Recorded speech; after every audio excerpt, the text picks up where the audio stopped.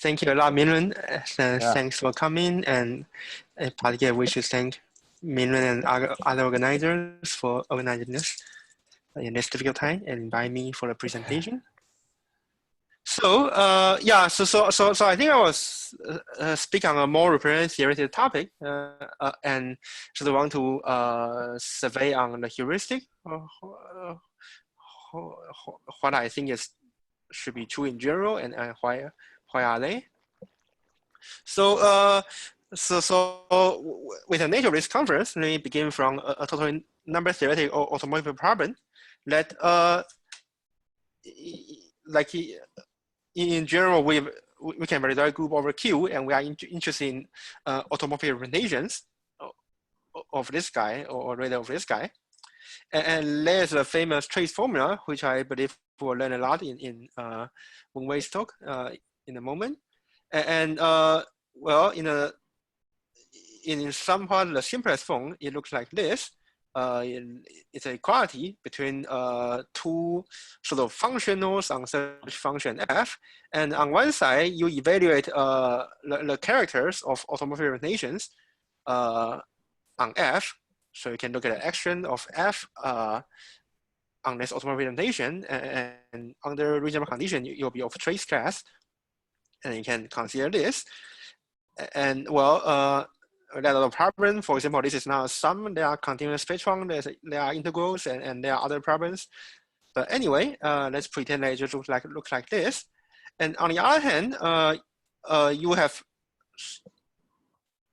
sort of the evaluation of f on conjugacy classes, what means that you integrate this function f on the conjugacy class or conjugacy orbit of G, where, oh, there's an inversion typo here, where this G are, sorry, rational elements in your group. So this is a famous trace formula, or some upgrade of this in general. I guess why I write this only holds if a certain cardinality property holds. But anyway, this is a trace formula, which is sort of our, in some sense, the most powerful tool to control automorphic representations. And therefore, it leaves the right-hand side of this to be a natural object of study. That is, you have this integral, and what are they? So, so what are they? So, as some background, when you think about a group, like, I don't know, unitary group, you sort of really want to think of it as a group skin over spec D, except that, well, it might not be reductive over spec D. It's always reductive once you do a finite number of places.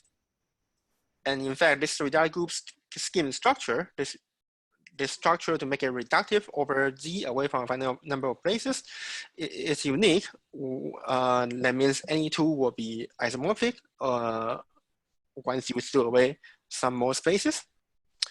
So you can talk about the integral structure of this group at over finite many places. And this function f, by the nature of everything, it is of a form, a tensor product of fp, where fp are sort of local components of your function f. So this fp are some functions on GQP, your local components. And for almost or P, we have, I apologize, I switched between P and V, and didn't correct this one. And for almost all places P, the function should be just your integral structure, which will mean the correlation function of the DP points of your group skin. Okay, so these things are what you should put into your trace formula. There are functions like this, where at almost all places, you should think of it just as, I mean, it has to be just the correlation function of GGP. Okay, so that's the setup. And if your f is like this, then the integral is really a product of the integrals over all local places. It's just this. whatever this means. Oh, and this just means what it say here. It's an integral of your function fp on the conjugacy class conjugacy orbit of GP. Okay, so this is a nature object of study for the region of trace formula and also for other region. For example, characters of periodic groups, characters of presentation of GQP, they are often expressed as Fourier transforms of such objects. So anyhow, from both the study of representations or just from a purely representative theoretic point of view of GQP, you are naturally involved with such objects. So we want to say something about them. And so now let's fix the local place. And since I want to look at it for open finite places, let's say this is a finite place, QP. I will ignore a finite number of places. So in particular, I will look at this and I will abbreviate G to be GP. I mean, abbreviate GP to be G and FP to be F. And let me pretend for most of the talk that this is why it is at open finite places. Namely, this is a characteristic function of GGP. So it's 1 on GGP and 0 elsewhere. Okay, so what is this integral by definition? Well, it means that you are, I mean, this, if your F is listing, it has a value 1 on GGP, 0 elsewhere. So you are really saying, okay, we have this set GGP, and let's intersect this set with the conjugacy class. This is how I write conjugacy class of G, and let's compute a major of this guy, right? That's really the basic question in this study. Looks sort of innocent. You just intersect an orbit conjugacy class with GGP. You want to compute a major of that thing. And there is a boring case that if the orbit does not meet GGP at all, then this is empty and the major is apparently 0. So that's a boring case. And so let's pretend it's not a case, i.e., let's say the orbit of G does intersect GGP, and therefore without loss of generality, we may assume that a representative of the orbit is just chosen so that this guy is in GGP. Okay, so we want to compute this integral, or we want to compute the major of this. And there's a basic trick, basic reduction at this level. So it says the following. If you take an arbitrary element in GGP, your G is an arbitrary reductive group scheme over GP, and you have an arbitrary element in GGP, then there's the so-called topologically, or topological, I guess this should be adjective, topological Jordan decomposition. So you write H as the topologically semi-simple part and the topologically unipotent part, and they commute as the usual semi-simple and unipotent Jordan decomposition. So here, being topologically unipotent means that it p-adically behaves as if it's unipotent. So classically, an element is unipotent if how to say, if its powers look like the identity. So in a p-adic group, an element is called topologically unipotent if you take a p's power of this guy, and this approaches the identity. So this is a general definition for a p-adic group. On the other hand, an element is called topologically semi-simple if it has finite order and the order is prime to p. In case you are curious why this is the case, this is because if you have a element, let me maybe write it down here. If you have an element in GFP, then this is semi-simple. Semi-simple if and only if the order of S is coprime to P. This is just a nature, like you can think about what this is. If it's something that's unipotent, then its order will be over a finite field at P, then its order will be P's power. And if it's semi-simple, its order will be prime to P. And in fact, Jordan decomposition over a finite field is just that you decompose an element into its order P's power part and the order prime to P part. So what it's saying here is really the p-adic analog of what happens over a finite field. Okay, so you can think of this as an upgrade of a classical Jordan decomposition from FP to GP. It exists, and in fact, this particular semi-simple element can be realized as in a way described here. So you can look at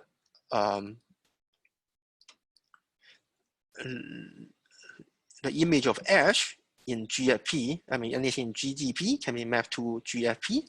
Let's call it H bar. Then HS is sort of the lift, a natural lift of H bar, which is sort of like, you know, if G is just GM, then GGP is GP class, and GFP is FP class. And there's the well-known tachymeter lift from FP class to GP class. And this is some this is some generation of this this lift. So what this picture essentially says is sort of like if you have anything in your direct group over GP, then it can be broken into two parts. It has a topologically independent part, and it has a topologically semi-simple part, where the topologically semi-simple part is really analogous to some semi-simple element over FP. So what does this bring us? Well, the point is that we were looking at this intersection. We are looking at what kind of elements in the conjugacy class of G can live in GGP. Well, so we say this G has a topological Jordan decomposition, and anything here has a topological Jordan decomposition. Oh, and by the way, this decomposition is unique.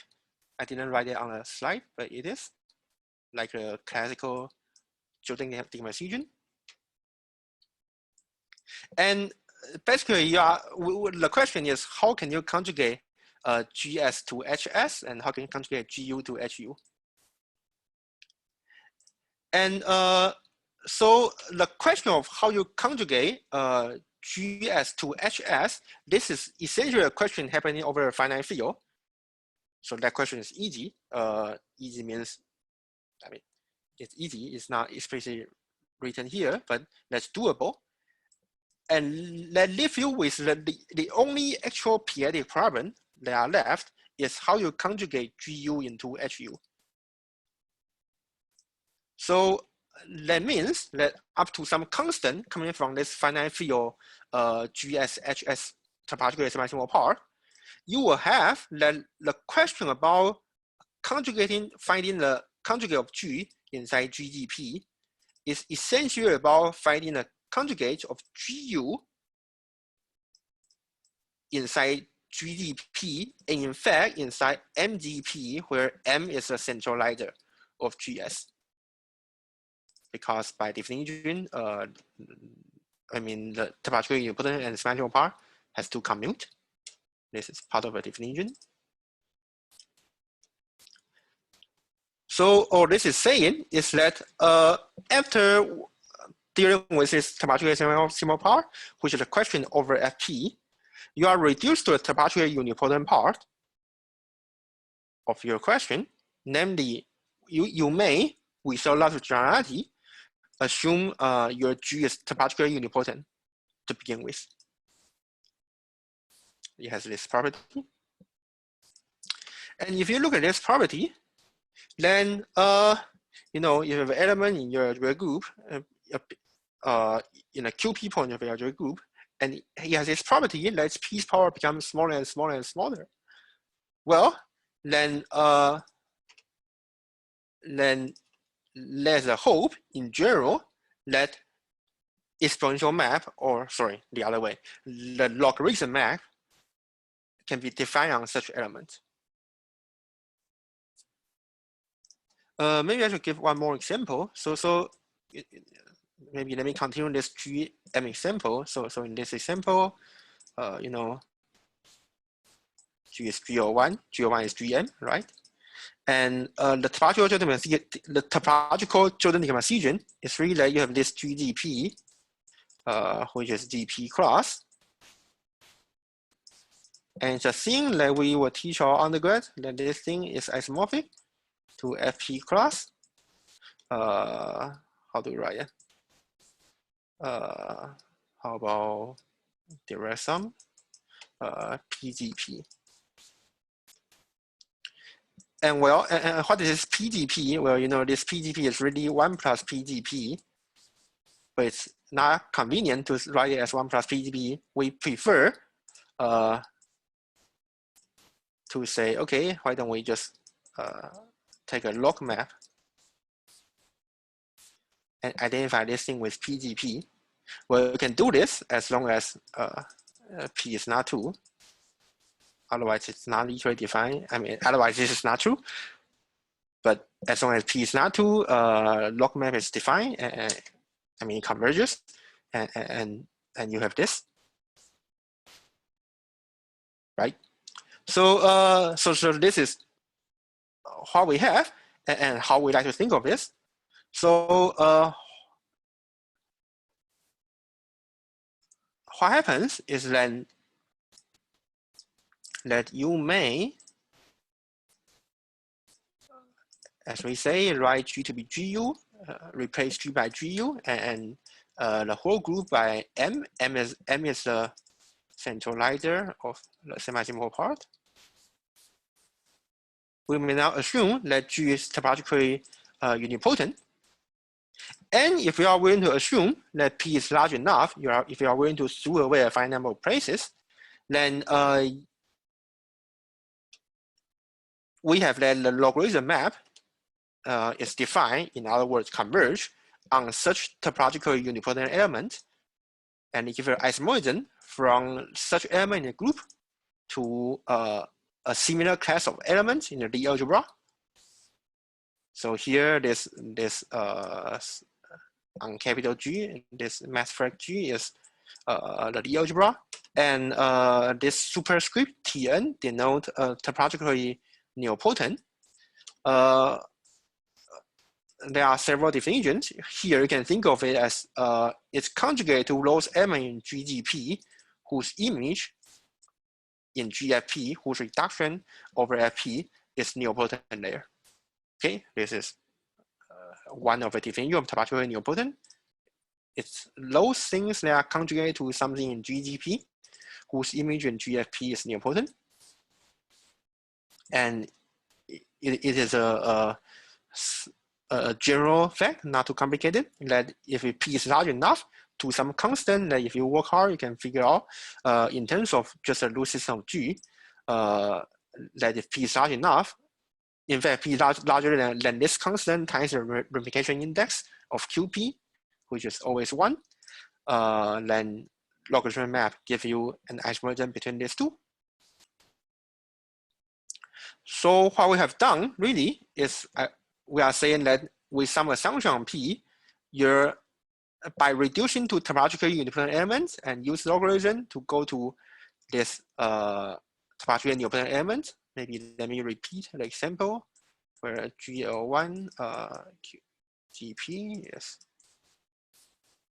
this is GP cross, and this is FP cross. There are some PGP if P is greater than 2. So this is your topologically semi-general part. This is a topologically nilpotent part in the Lie algebra. You should think of this as in the Lie algebra of G01.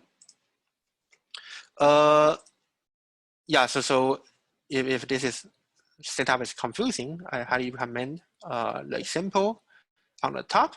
Except that G01 is commutative, so this decomposition exists at the whole group level, but in general, when your group is not commutative, you don't have a single decomposition on the whole group, but rather, the subgroup by each element is commutative for obvious reason, and this decomposition works for each for any chosen element.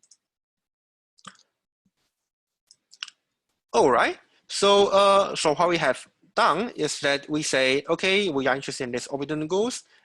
For over many places, it's this, and it can be reduced to a Lie algebra. You can assume this G is topologically unipotent, or rather reduced to this case, and then you can pull it back or push. I don't know which way you call it. I guess push by the logarithm map, pull back by the exponential map, so that you now have a Lie algebra. Okay, so this is our first reduction, reducing a problem to a Lie algebra. Well, no matter before or after reduction, the computation of these guys are notoriously difficult.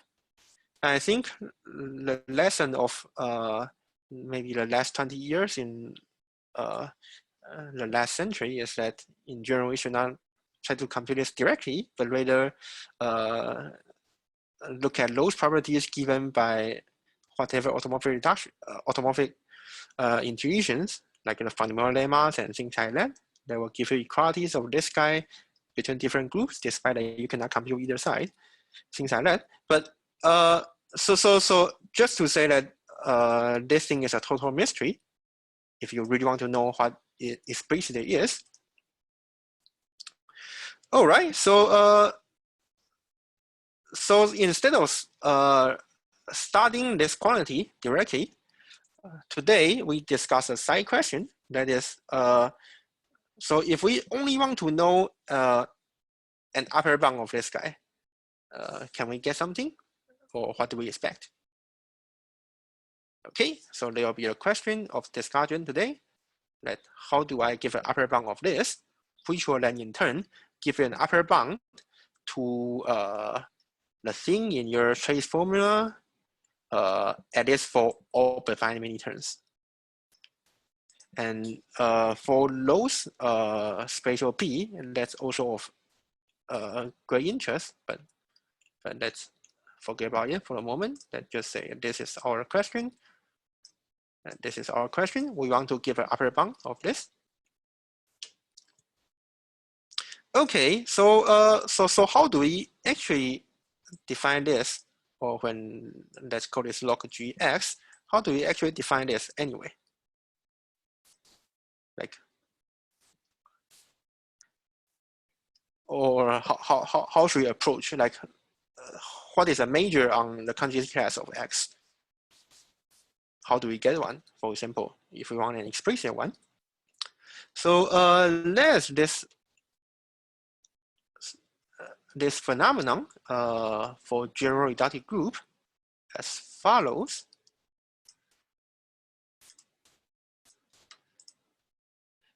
Well, so the phenomenon eventually is that the conjugate class of x, which is denoted as this adjoint gx, adjoint gqpx. This is the gqp conjugate of x, the conjugate class of x. And this thing is going to be a symplectic manifold. That's a phenomenon. But let's start from the beginning. So let's fix a non-degenerate G invariant bilinear form kappa. It goes from G cross G to GA. This is in the algebraic geometry language. You can take GQP here and put QP here. The things what I'm going to say is going to be true in a more general algebraic geometry setting. I will do it.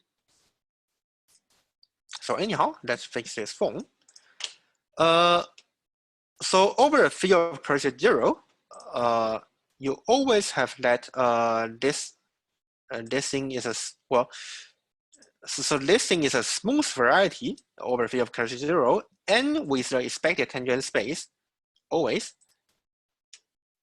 What is the expected tangent space? Well, what do you expect? You know, if you have a group acting on something, then what is your expected tangent space? You let Lie algebra act on that thing, and the tangent space is a Lie algebra modeled by the kernel of the action.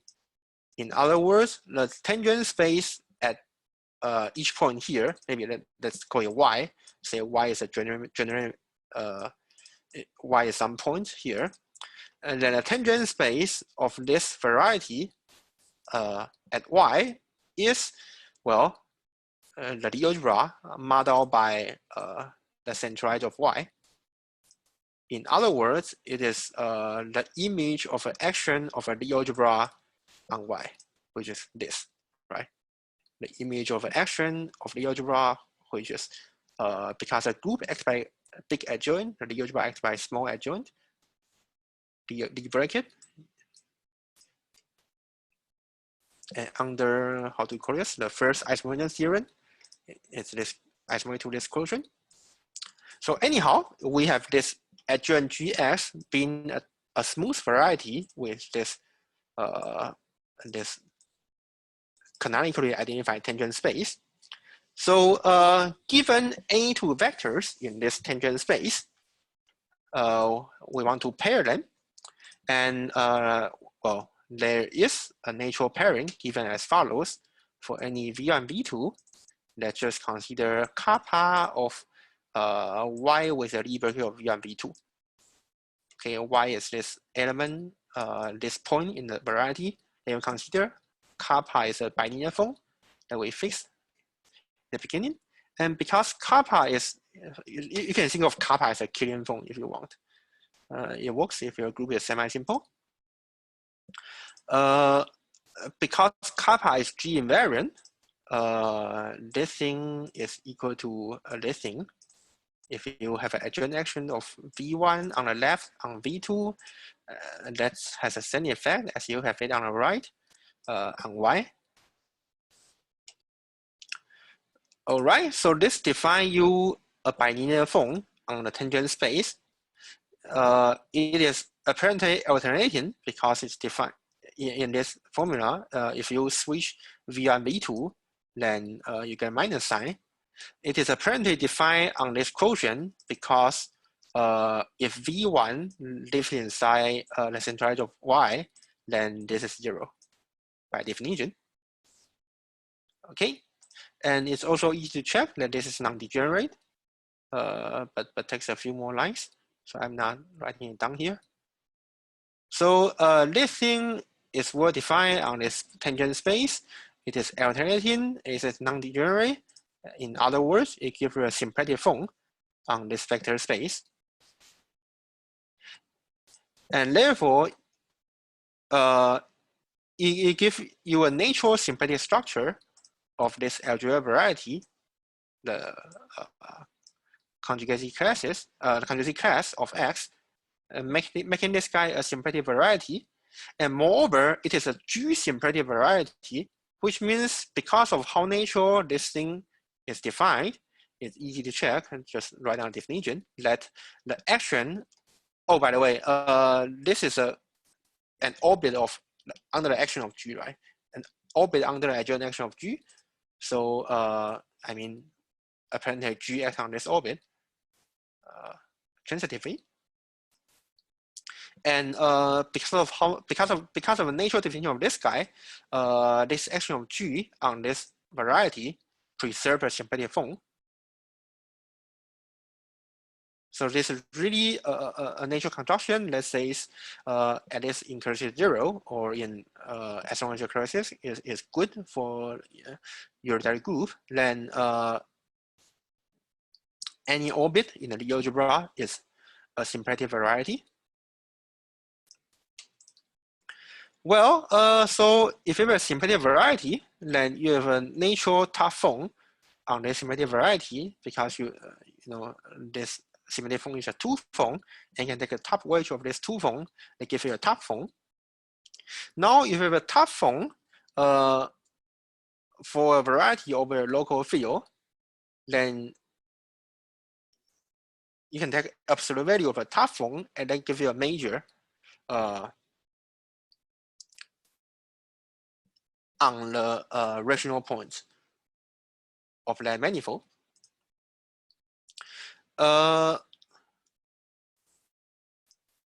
And to make it precise, so there's an equivalent description.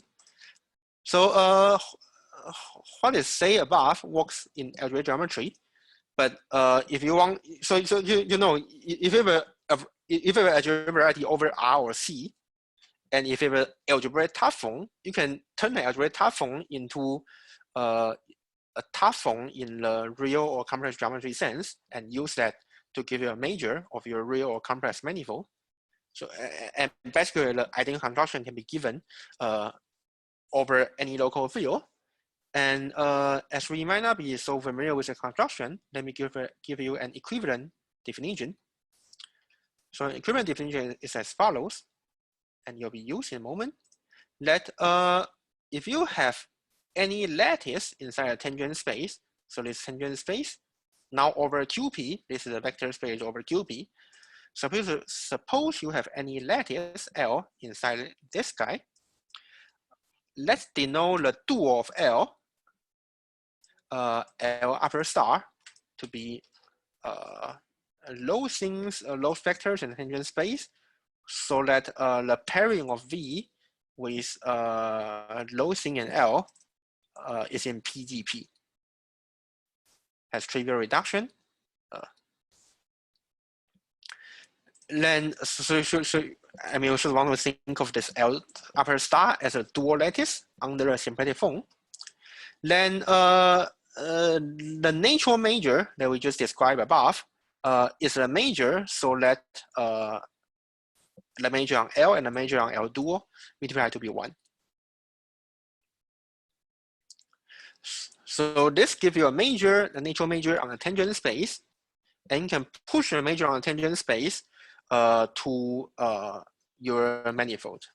Now, if you do this in like undergraduate geometry, when you do this for example, for a real manifold, you know, the tangent space only take a first order term, and there's a higher order terms, and you take a limit. But in periodic world, those problems do not arise, because, how should I say that? It's because, you know, in the periodic world, we have this non-Archimedean triangle inequality. Like the higher terms just don't change your evaluation. So this already gives you a well-defined major. I mean, the major on tangent space already gives you a well-defined major on the actual manifold. That's our major here. And I realized that I have like 15 minutes left. Okay, so let me proceed to tell you the general expected result. So I want to do one more reduction. Let Iwahori or Iwa inside GGP to be a sublattice or a so-called Iwahori subalgebra. Here I will define it to be lowest element in GGP whose reduction in GFP. So there's a natural map, you know, from GGP, how should I write it, to GFP. And in G, let me take a Borel subalgebra. And Iwahori subalgebra is defined to be the fiber product here. Okay, so this is just a subset of GGP for the moment, and denoted by one sub Iwahori, the correction function of this subset. And if you remember, our definition of topologically unipotent element are those things in GGP, are those things conjugate to something in GGP whose image in GFP is nilpotent, and any nilpotent element in a reduced group is contained in some Borel if a Borel exists, and over FP it always does. So any topologically unipotent element in GGP is conjugated to something in the Iwahory subalgebra. That means GGP as a set can be covered by a finite number of conjugates of a Iwahory subalgebra. So I'm saying this thing is covered by a controllable union of conjugate of this guy. That means this as a function is upper bounded by a sum of conjugates of this function. And in fact, the number of conjugates is exactly the number of points here. So this tells you that if you are integrating this function, the correction function of GEP on whatever anything, this thing is bounded by the integral on the correction function of this Iwahory times the number of such conjugates.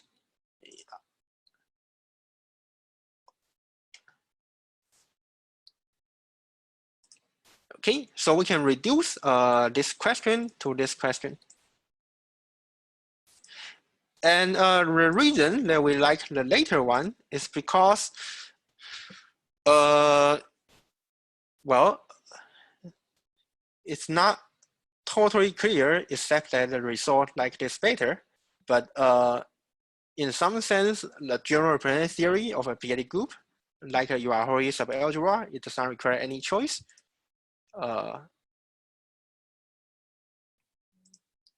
So, well, anyhow, we are going to do it. In particular, this notion of GGP apparently need your G to be a reductive group skin over GP. You cannot begin with a group over QP and talk about GGP. But the Iwahory subalgebra is well defined up to conjugate, even if your group is not unrarified, even if you don't have a structure over GP, it still makes sense. And in some sense, representative theory like it better. Okay, in any case, we can now state the general conjecture, the general expectation of what is to be true. So the conjecture is that for the normalization, this is a bit embarrassing because I just moved the slides 2 hours ago. So for the normalization that we just gave in a previous page, which used to be the next page, ouch. For the normalization, for the major, we put on the orbit of X, this integral, once we reduce the Iwahory, this integral is expected to be universally bounded. This bound should only depend on somewhat a loose system of G, which equivalently, you can say, depends only on the absolute rank of G, and then not even a Galois structure, but just the absolute loose system of G.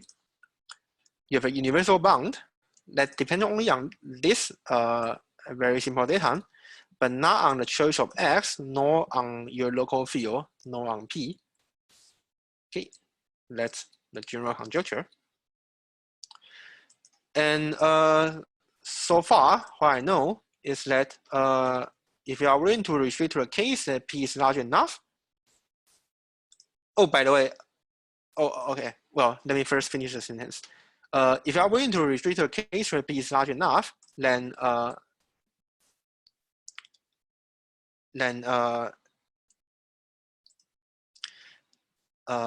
this is true under the additional assumption that you assume X is either regular or is nilpotent. Okay? But I wish to explain a heuristic why I think this conjecture is true and how we might think of it, although I don't know, cannot prove it. I can only prove this case. And if your only interest is to have a bound like this, then we should remark that the assumption that P is large enough does not matter at all, because this classical result of Harshanja essentially based on compactness. The continuous function on a compact set is bounded. That tell you that once you fix your group and your local field, fix a group over a local field, then this thing is universal bounded in a way that depends on the group and the local field. In other words, if you have a, say for P being 2 and 3 and 5, etc., there's a list of small primes which you are unhappy, then you can apply this Harshonja's compactness result to say this is universal bounded for that, for those small primes, for some bound that depend on the small primes, and for if you know for all large primes there is a universal bound, then you just take the maximum of all these bounds, and you do get a bound for OP. So if you just want a result like this for, I don't know, like for a group over a global field, then this constraint on P, sorry, for a group over a number field and you want something to, like this to be true for all places, then this is not a constraint, although it might be a constraint. For example, if you do a global function field, then you probably really need P to be large enough. All right, so for the last, 5 to 10 minutes, let me quickly give you the heuristic and some idea of a proof. So the heuristic really should go back to a finite field analog. So recall that we are trying to control the measure of what? The measure of something like this. Well, maybe let me repeat. So our goal is to bound the measure of this thing.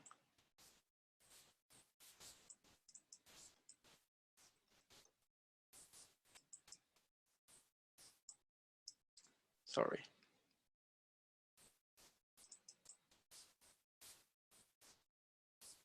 Once reduced from GDP to a heuristic algebra, we want to bound the measure of the continuity class of some x intersect the heuristic algebra. We want to give a bound on something of this kind. And so finite field analog will be, you want to bound the FP points of something like this, where you take some x bar in GFP nilpotent in general, be some Borel of algebra, then you have this variety. The orbit of x bar intersect a fixed choice of Borel, and you want to bound the FP points of this guy.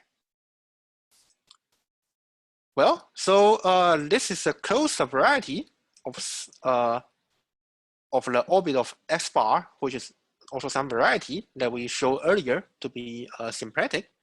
So you have some closed variety of a symplectic variety. You want to bound a number of FP points on it. Okay, then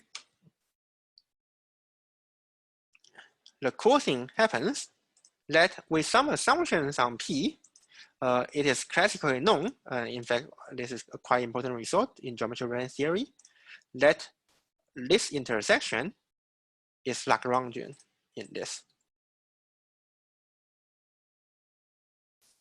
Okay, so you have this symplectic manifold, you have this symplectic smooth variety, you have a closed variety which is not necessarily smooth, but on every point of its smooth locus, every geometric point, for example, the tangent space there is a maximal isotropic space in the symplectic tangent space. So in particular, this says that the dimension of this subvariety is exactly half of a dimension of a symplectic manifold. And that is really what you want, because the situation is you have this set, you want to bound the FE point on it, and if you have a variety, you want to bound its FE point, then what is the first thing you want to know? We want to know the dimension of this variety, right? The heuristic would be, if this variety has dimension D, then its FP point should be roughly of the level P to the D. And this symplectic and Lagrangian property then give you the bound. And because of time, maybe I should, well, let me mention one point. That is, in fact, the normalization we mentioned earlier, this L, if you choose some L, if you choose some L dual, then the major will be such that the major of L times the major of L dual is to be 1. If you apply this setting over a finite field, then this exactly says that you want a maximal isotropic space to have major 1. You want on tangent space, you want a Lagrangian to have major 1. Now a variety is not quite a vector space. Its tangent spaces can be vector spaces, but it is not quite a tangent space. So you don't. So you don't literally have that this thing has major 1, but at least it says everywhere locally this thing should have major roughly 1, and this is what gives you the expectation that that this integral should be bounded by a universal constant that in particular does not depend on P. It's this dimension control, that this dimension is exactly half of this, so that under your major, it has exactly half of the dimension of the whole space, and under your major, you want loads of half dimension to have major 1 as I. And well, so to make it precise, what happens is that the major will say the integral or will be P to the minus of this dimension of this of the FP of this thing. So in other words, you are computing the number of points of a variety of certain dimension times P to the minus of that dimension. And then you can play some geometry again to say this thing is inversely bounded once you know some geometry of a variety. So yeah, so the explicit geometry result you will need is like the following. If you have a variety V over Fp, and you know this variety has dimension D, and then you know some geometry of this variety, say it's cut out in some affine space of known dimension, given by a bounded number of equations of a bounded number of degree, of a bounded degree. And can you say modulo P to the D, the number of Fp points of this variety is bounded by a constant? And the answer is yes. Well, there's a result of cats that even bound the Behe number of this variety. There might be some other method, but anyway, such things is always within reach. Like if you know the dimension of your variety and if you have some control of the geometry, then you can bound a number of points. Yeah, so the thing I want to talk about is that periodically, there are some results of Kamenikov for affine symmetric hybrids that will then give you a periodic analog of this Lagrangian picture, and it's not as clean because this thing for the periodic world, it will be some sort of infinite dimensional stuff that make you unhappy. But some weak result is possible along that line, although I'm sorry that I do not manage time to explain. So that you have a similar Lagrangian result and they will make such a bound within reach. At least in these cases. Yeah, I think I should stop here. Thanks a lot for attention. Okay, thank you very much.